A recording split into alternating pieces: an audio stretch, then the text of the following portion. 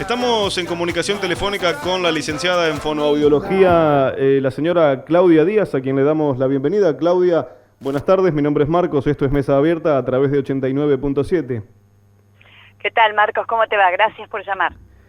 Claudia, sos licenciada en fonoaudiología, trabajás como formadora de locutores en ISER, trabajás también con actores, o sea que tu vida gira en torno a la voz de las personas, más o menos, ¿no? En lo laboral, ¿no? En lo laboral, sí, trabajo con locutores, trabajo con periodistas, trabajo con actores, trabajo con cantantes, sí. En realidad trabajo con la voz de las personas, de la gente que necesita, quiere, desea usar su voz para expresarse, para comunicarse, y cuando se habla de la voz también no es algo recortado, sino que también involucra la palabra, involucra el cuerpo y lo emocional también. Así que todo eso está en la sonoridad de alguien cuando dice algo. La voz que utilizamos para hablar dice mucho más de nosotros de lo que a veces pensamos, ¿no? De lo que a veces creemos y somos conscientes. Sí, hay una palabra que por ahí no es tan académica, pero que nosotros usamos mucho, que es la voz es muy buchona de lo que nos está pasando, de lo que estamos atravesando y de lo que de verdad queremos decir, lo que nos pasa con eso que estamos diciendo, ¿no? Con la situación y el contenido de lo que estamos diciendo. Que uno le puede dar un formato de palabras, pero lo que sustenta esas palabras en la oralidad es la voz, que es lo más genuino y lo más íntimo. Por eso aparecen a veces inhibiciones o complicaciones cuando la persona oraliza el deseo o el pensamiento, la necesidad de algo.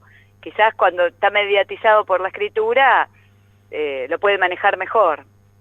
Desde la voz hablada, ¿crees que haya personas que tengan la capacidad de ocultar emociones o ocultar rasgos que no quiera mostrar al utilizar la voz hablada? Y sí, hay personas que están entrenadas en ocultarlo.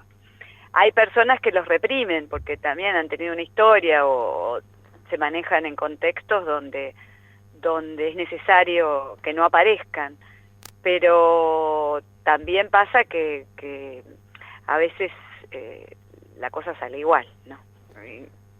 Y a veces pasa lo contrario también, que es interesante. ¿Cómo sería eso?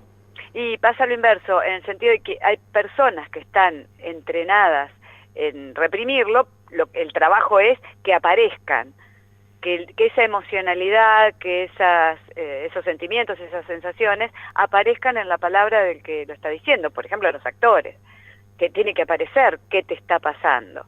Y a veces por los contextos lo que conviene es que al menos no se cuente tanto, porque a uno no le conviene que eso estar tan expuesto en eso.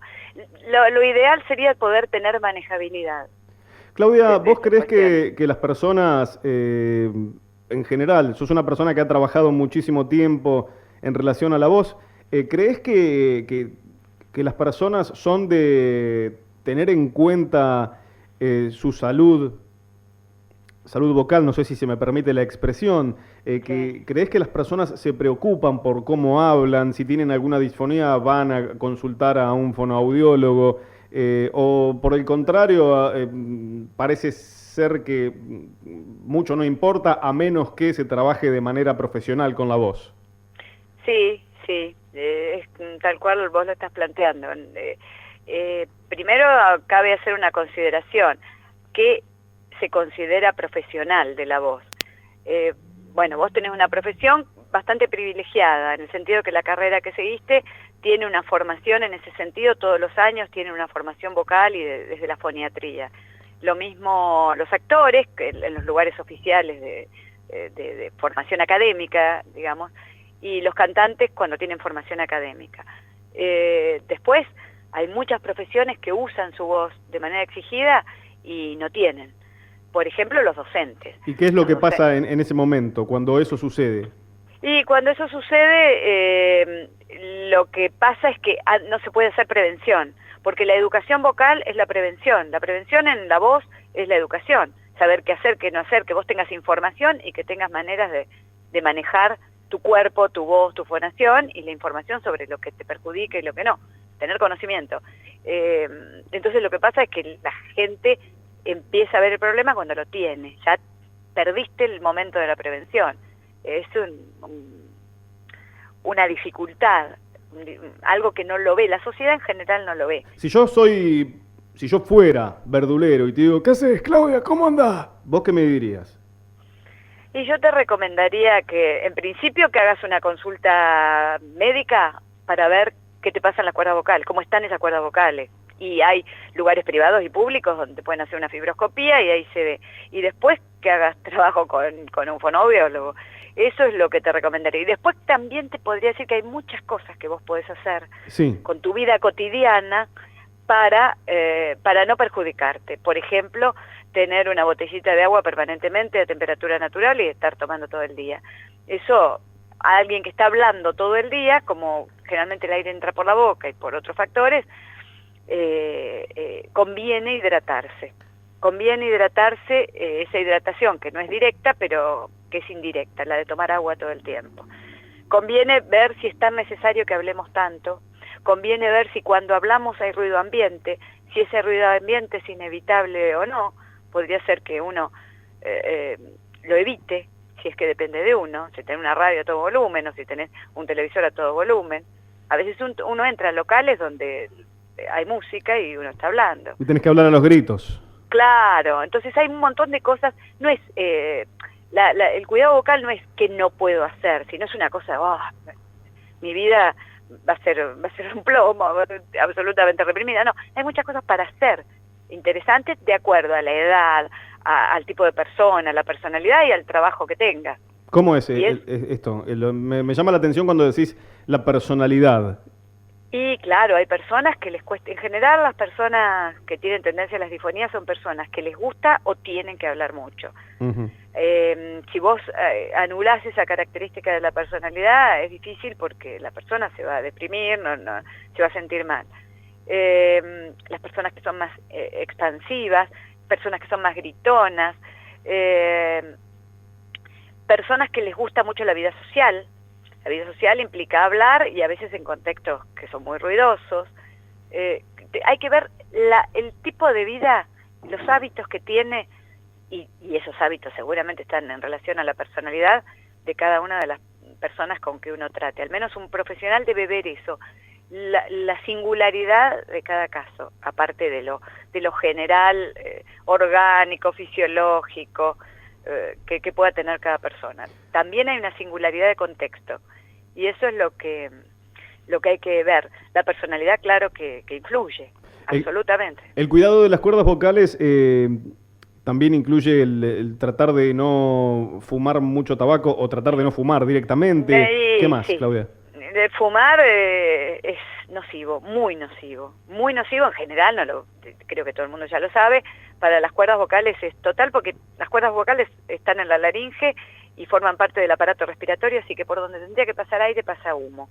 Todo humo es nocivo, sea el humo de algo que estás quemando, te imaginas cuando lo inhalas directamente. Es agresivo y la mucosa de las cuerdas, y de todo el aparato respiratorio, para defenderse se dematiza y bueno, produce alteraciones vocales y alteraciones anatómicas también. Y después, combinado con el alcohol, se profundiza mucho más. Habrá que regular en cada caso qué nivel de adicción. Si me preguntás, te voy a decir, y es mejor no hacerlo, claro. Pero bueno, hay que ir manejando las situaciones personales y las decisiones de cada uno, ¿no? En qué momento decide cambiar, disminuir la recomendación que a mí como profesional de la salud me obliga a hacer, es que no hay que fumar, claro, eso es claro. Uh-huh.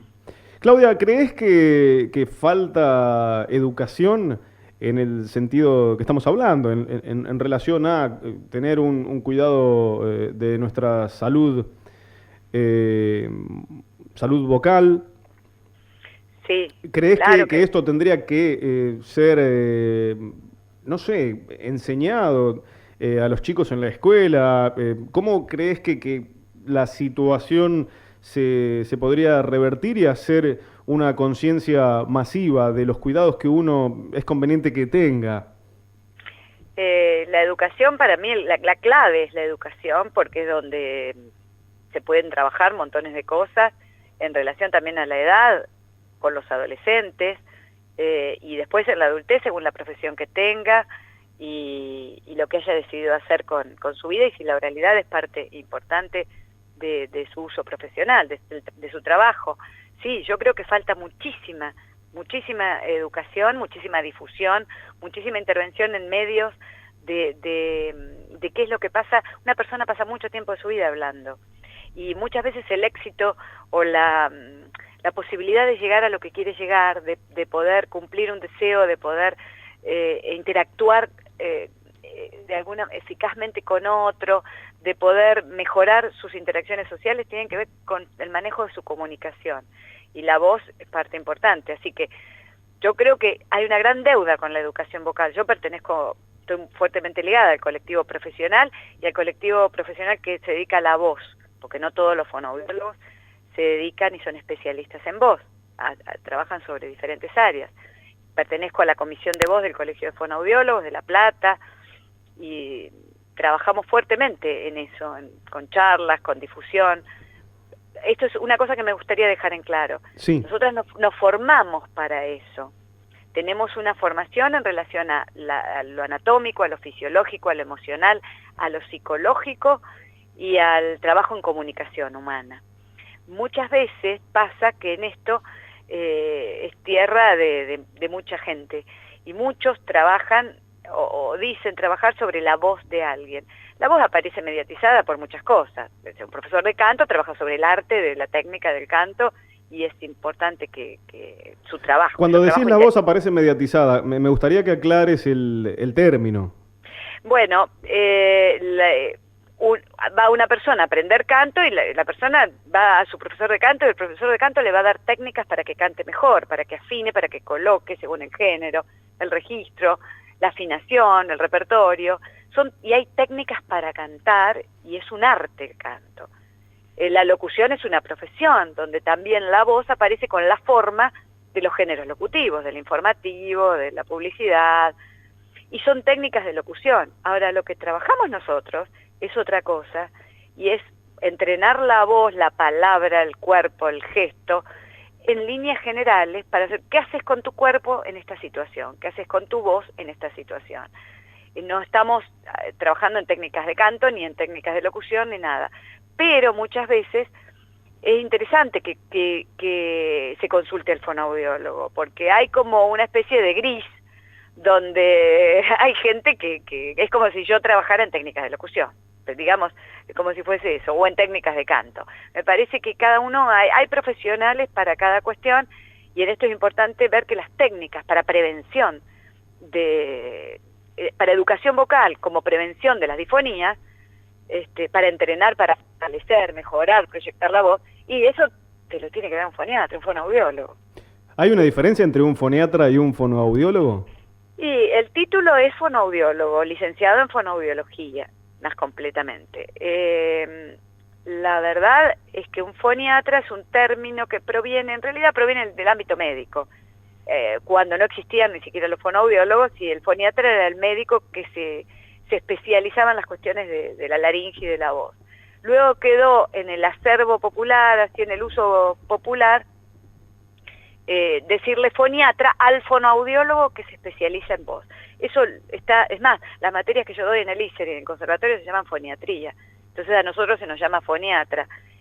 No hay un término específico para el fonoaudiólogo que se dedica, digamos, un término académico, para el fonoaudiólogo que se especializa en términos de voz. Hay uno que viene del inglés, que es vocólogo. A mí no me gusta porque fonéticamente suena horrible.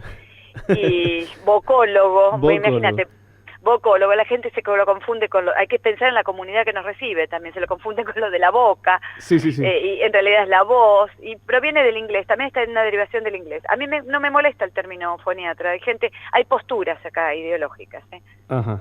A mí no me molesta. Claudia, pero es eso.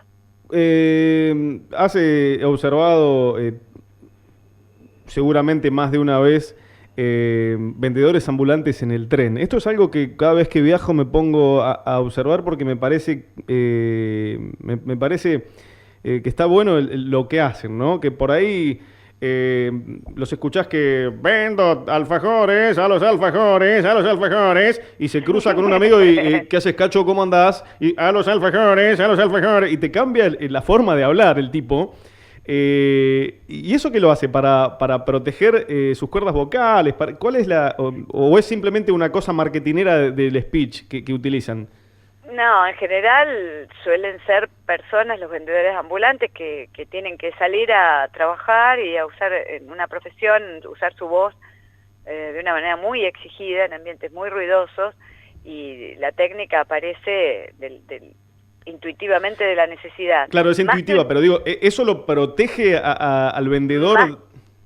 Más que una técnica, lo que tienen en general los vendedores ambulantes es algo que se llama voz de banda, que es bastante complejo por ahí de explicar por radio, pero voz de banda es que fonan, emiten la voz no con las cuerdas vocales, sino con las bandas ventriculares, que son unos pliegues que están formados por encima de las cuerdas vocales. Y en realidad es una deformación patológica. ¿Eso puede dañar? Sí, eso hace que en vez de usar las cuerdas, porque están muy desgastadas, se use esa forma de emitir la voz. Sí, es patológico y tiene un costo orgánico, físico. Sí, mirá, vos sabés que cada vez que viajo siempre lo observo porque me parece, no sé, siempre me llama la atención y hasta te diría que me gusta oírlos, viste, que tienen todo un speech y cómo cambian la voz. Y a esto que te digo, que pasan de tirar su speech a ¿qué tal, cómo estás? A alguien que conocen y siguen hablando con su speech con otro registro. No sé, claro, si a ver, digo registro, por ahí estoy usando un término técnico que no es, pero no sé, me explico lo que quiero decir, ¿soy claro? Sí, tienen la necesidad de proyectar, de hablar en la calle, de hablar en situaciones ruidosas, en medios de transporte, y no tienen técnica, y hacen lo que pueden. Sí. Ojalá también hubiera educación y entrenamiento para a veces pasa esto, el que la usa en situaciones más exigidas y en peores condiciones es el que menos educación y formación tiene, porque un vendedor ambulante claramente no tiene quien lo eduque vocalmente para. En cambio, un cantante sí, entonces siempre se ven en desventaja. Es algo muy interesante poder hablar en relación con la voz. Es esa facultad que tenemos y usamos a diario durante nuestra vida y que a veces a mí me da esa sensación, claro que, pero no tengo estadísticas, es una sensación intuitiva mía de que hay muchísima gente que no se importa con eso, que no le presta atención a la manera que tiene de hablar o simplemente no se cuida la voz. Por ahí ves gente que va a ver, no sé, un Boca River y vuelven y no pueden hablar. Sí, claro, porque emite o grita y no hay fíjate que el grito de gol es muy distinto el que te hace el locutor, aunque lo grita y lo prolonga, que el que te hace el hincha. Uno es de garganta y el otro está como colocado. Lo puede prolongar el grito de Víctor Hugo, claro, y uno tiene técnica, el otro no la tiene. Uno sigue transmitiendo y trabajando, el otro vuelve a la casa y sí, está mudo 3 días. Claro, y eso es, ¿qué usás? Es como una maquinita el aparato fonatorio, que toma un poquitito de otros aparatos, el aparato respiratorio, el aparato digestivo, es una construcción, y tiene lugares donde hacer anclaje para la fuerza, para la energía que uno necesita, cuando tiene que proyectar con fuerza, con intensidad, y tiene anclajes para musculares, donde manejás los más graves y los más agudos, o los cambios resonanciales, o donde se coloca la voz. Y si vos a eso, como en cualquier máquina, lo desajustás, y lo que tiene que hacer una cosa hace otra, pones la fuerza en el lugar inadecuado, y sí, hay un resentimiento claro, que eso es una disfonía, digamos, de uso, que obedece a un mal uso. He sabido de muchísimas personas que trabajan en el ámbito de la docencia. Lo he sabido de referencias, ¿no? Así como uno se entera a veces, comentarios en ciertos pasillos, de que hay muchísimas personas docentes que han tenido que dejar el aula, precisamente luego de varios años, por encontrar su voz, no su voz, sino sus cuerdas vocales dañadas. Esto es así, ¿tenés conocimiento de esto, Claudia? Sí, sí, claro, porque como te decía, yo estoy en la comisión de voz del Colegio de Fonoaudiólogos y en esa comisión trabajamos mucho.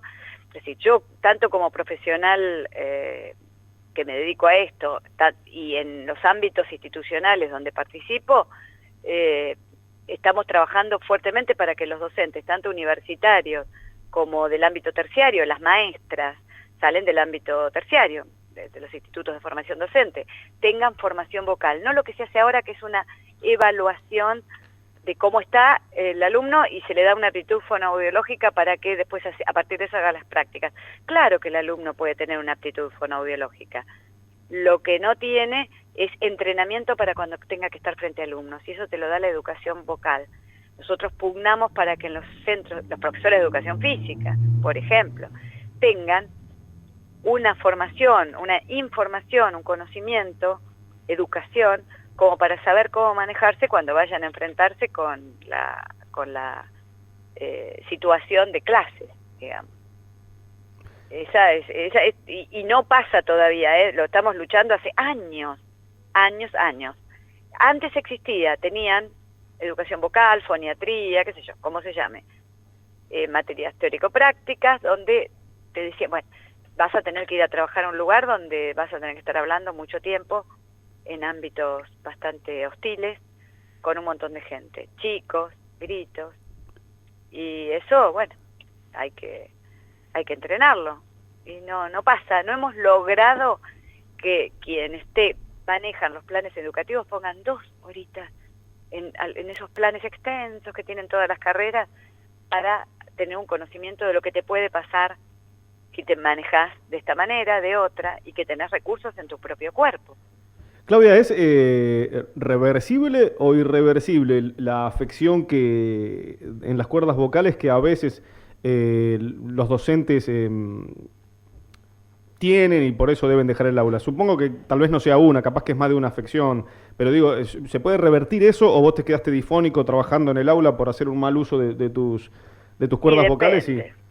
Depende del momento en que lo agarres, depende del momento en que consultes, depende de la labilidad, de la fragilidad que tenga el usuario, la persona que está frente al alumno, las características de vida que tenga, si fuma o no fuma, si es alérgico o no es alérgico, cómo sea su vida, como te decía al principio, y depende también de cuándo se haya abordado. En general se aborda tarde. ¿Por qué? Porque se aborda cuando hay una disfonía, que es el último paso. Vos antes de tener una disfonía tenés otras instancias, por ejemplo, los docentes tendrían que hacerse, como el examen ginecológico en las mujeres, bueno, anualmente tendrían que hacerse una fibroscopía, entonces vos podés detectar algo. ¿Una fibroscopía se llama? Fibroscopía laringea, nasofibroscopía laringea sería. Y ahí te muestra las cuerdas vocales, cómo estás vos. Claro, ya no una laringoscopía, que es la del espejito, eso quedó antiguo y realmente hay cosas que se pierden. Sino entre nada y laringoscopía, pero entre laringoscopía y fibroscopía, hoy 2016, yo les diría que todo el mundo puede hacerse una fibroscopía, es lo que corresponde. ¿Una vez por año? ¿Esto se puede hacer en un hospital público, por ejemplo? Sí, claro. Cualquier otorrino lo puede hacer en su consultorio, en hospital privado, en hospital público. No hay inconveniente con eso. Y eso una vez por año. Pero además hay signos físicos antes de que la disfonía ocurra. ¿Cuáles son, por ejemplo? Y agotamiento, cansancio vocal, picazón, molestia al tragar, molestia al fonar, al emitir la voz, contracturas, sensación de tensión en el cuello, en la nuca. ¿O te pasan 1000 cosas antes de llegar a la disfonía, entonces? En general los primeros signos son corporales, no de la sonoridad de la voz. Si uno está atento a esos signos corporales, los atiende. Y empieza a hacer un tratamiento, o empieza a consultar al menos, y a cambiar algunas cosas, a consultar a un médico, a consultar a un fonoaudiólogo, y empieza a hacer trabajo de prevención sobre eso. Claudia, vos estás vinculada con las jornadas que se hacen una vez al año en La Plata y que tienen que ver con La Voz. No recuerdo el nombre exacto, sé que se hacían a veces en el pasaje de Ardo Rocha. Sí, las organizábamos nosotros a través de... las proponía el Colegio de Fonoaudiólogos, la Regional La Plata. Yo soy de la Comisión de Voz. La Comisión de Voz, yo pertenezco a la Comisión. La Comisión de Voz es la que la organiza todos los 16 de abril, porque el 16 de abril es el Día Mundial de la Voz. ¿Se sigue haciendo todos los años? Sí, hacemos distintas actividades.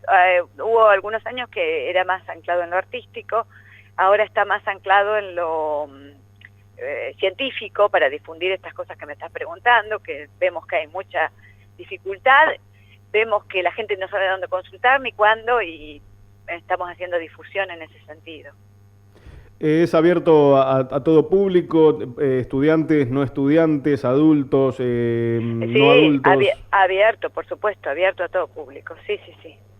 Bueno, ¿Sí? Claudia, yo en principio quiero agradecerte esta comunicación, se nos está terminando el tiempo, en realidad estoy muy contento de que hayas aceptado poder salir aquí a través de 89.7. Es un tema muy importante y que si uno se pone a charlar frente a frente podríamos estar horas, ¿no? Tal vez, más que nada yo oyendo todo lo que vos tenés para comentar respecto de la voz. ¿Hay algún aspecto, algo relacionado al uso de la voz profesional o al uso de la voz cotidiano de todas las personas que vos quieras resaltar, que quieras decir? Porque claro, seguramente haya muchas cosas que yo no te pregunté y que vos tenés conocimientos, ¿no? En relación a eso. Sí, primero quiero agradecer el llamado y la posibilidad de salir al aire. Siempre es bueno poder tener la palabra en un medio y poder difundir estas cosas, así que haya un comunicador que le dé relevancia es súper importante. Agradecer eso en principio y después sí, poder decir a quienes nos están escuchando que es algo lindo, que es algo entretenido, que cuidar la voz no es algo terrible, que a lo mejor si tienen una mala experiencia, a lo mejor no era el profesional especializado y adecuado, que consulten a fonoaudiólogos especializados en voz, que estamos trabajando muchísimo para que cada persona, de acuerdo a su situación y a su rol profesional, pueda mejorar su trabajo vocal y que no es algo aburrido, que tratamos de hacerlo lo más entretenido posible y que uno usa la voz para muchas cosas, tanto de la vida profesional como de la vida personal. Así que da mucho placer cuando esa voz va ligada directamente a lo que nosotros queremos y no es un esfuerzo hablar, sino que es un disfrute. Para eso trabajamos, para que todo el mundo pueda disfrutarlo. Claudia, ¿desde qué edad es conveniente acercarse a consultar a un fonoaudiólogo o a una fonoaudióloga? Por ejemplo, tengo un sobrino de 3 años, estoy dando un ejemplo, ¿no? Que no pronuncia bien la R. ¿Es momento de que lo lleve a hacer una consulta? Sí, siempre es momento, porque el fonoaudiólogo te va a decir si es momento o no de hacer el tratamiento, según la causa de la problemática que lo va a ver en el caso particular. Perfecto. Eso es la consulta te va a decir si sigue o no la cosa. Por ahí te dice, no, mirá, pasa por esto. Las causas son muy diferentes. Claudia, te agradezco la comunicación, que tengas un bonito fin de semana, que tengas buenas tardes y cuando quieras, aquí en FM Brandsen 89.7 hay un espacio para darle difusión al trabajo que llevas adelante. Te agradezco mucho y remarco, en Brandsen ahora hay un instituto, se está siguiendo la carrera, ahí, en Brandsen. Mirá, de fonoaudiología. Mirá que bien. Abrió este año. Así que bueno, un saludo para los que están estudiando la carrera allí. Claudia, que tengas buenas tardes. Buenas tardes, hasta luego.